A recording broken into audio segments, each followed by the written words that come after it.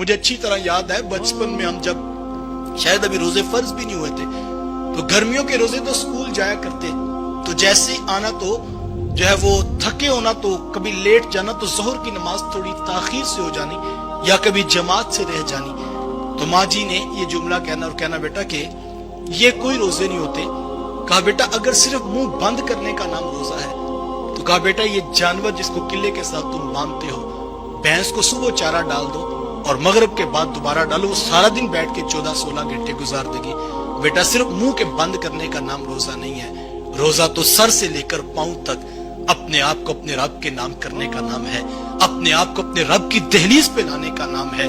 ہم نے اس پر محاسبہ کرنا ہے اور بار بار، اور یقین جانیے جس نے اس محاسبہ نفس کے ساتھ روزے رکھے، اللہ اکبر، حضور فرماتے راتوں کو قیام کیا، دن کو محاسبہ نفس کے ساتھ اس نے روزے رکھے، حضور فرماتے اللہ اس کے ماضی کے سارے گناہوں کو بخش دیتا ہے. تو مجھے اور آپ کو روزہ یہ سکھا رہا ہے کہ ہم نے وہ طہارت اور وہ تقوی حاصل کرنا ہے، وہ پرہیزگاری حاصل کرنی ہے اور یہ محاسبہ روزانہ کریں. اہل فقہ تو یہ فرماتے ہیں کہ طلوع فجر ثانی سے لے کے غروب آفتاب تک اکل و شرب یعنی کھانے پینے اور جماع سے قصدن رکے رہنے کا نام روزہ ہے. یہی شریعت نے بتایا، لیکن خواص اس سے آگے کی بات کرتے ہیں. وہ فرماتے صرف معدے کا روزہ نہیں ہوتا بلکہ سر سے لے کر پاؤں تک جسم کے ہر عضو کا روزہ ہوتا ہے. آنکھوں کا روزہ یہ ہے کہ وہ غیر محرم کی طرف نہ اٹھے، کانوں کا روزہ یہ ہے کہ فحش کلام ان کے اندر نہ جائے، زبان کا روزہ یہ ہے جھوٹ، گالی یا کوئی غلیظ فحش کلام اس سے سرزد نہ ہو، اور پاؤں کا روزہ یہ ہے کہ یہ نیکی اور خیر کے کاموں کی طرف چلے. ہاتھوں کا روزہ یہ ہے یہ حلال کمانے کی طرف رغبت پکڑے، اور اگر یہ حرام کما رہے تو یہ روزہ ٹوٹ رہا ہے. اس پر محاسبہ کر. ایک چھوٹی سی ریڑھی لگانے والا بھی ہم نے دیکھا وہ صبح اٹھ کے جو ہے فجر سے پہلے منڈی میں پہنچ جاتا ہے، وہاں پر جا کے کام کاج کرتا ہے اور فروٹ خریدتا ہے، لا کر ریڑھی پہ رکھ کر جو ہے وہ کڑکتی دھوپ پہ سارا دن بیچتا ہے. تو بعض اوقات ہم روڈ سے گزرتے ہوئے دیکھتے ہیں کہ شام کے وقت وہ پھل کی ریڑھی لگانے والا بھی جو پیسے گن رہا ہوتا ہے. یار وہ گھر جا کے بھی گن سکتا ہے، لیکن یہاں پر کیوں گن رہا ہے کہ وہ جو صبح 4 بجے اٹھا تھا، منڈی گیا تھا، کڑکتی دھوپ میں سارا دن کھڑا ہوں، گلا جو ہے وہ میرا خراب ہو گیا آوازیں لگا لگا کر.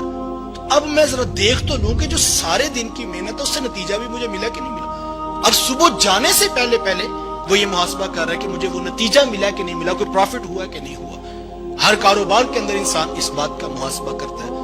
آج میں اور آپ ذرا ایک لمحے کے لیے آج جب بستر پر لیٹے تو میں اور آپ محاسبہ کریں کہ وہ جو نتیجہ تقوی کی صورت میں ہم نے حاصل کرنا تو وہ بھی حاصل ہوا کہ نہیں ہوا. یہ ایسا تو نہیں ہے کہ ہم نے صبح سحر کی اور سحری کرنے کے بعد ہم نے اے سی آن کیا اور ہم جو ہے وہ بستر پر لیٹ کے 3 بجے تک خوب نیند ہم نے پوری کی اور ہم اٹھے تو ہم نے کہا بھی تو 4 گھنٹے باقی ہیں، چلو ذرا ایک ٹیلی ویژن پر جو ہے وہ ہم مووی دیکھ لیتے ہیں، 3 گھنٹے اس طرح گزار لیں گے.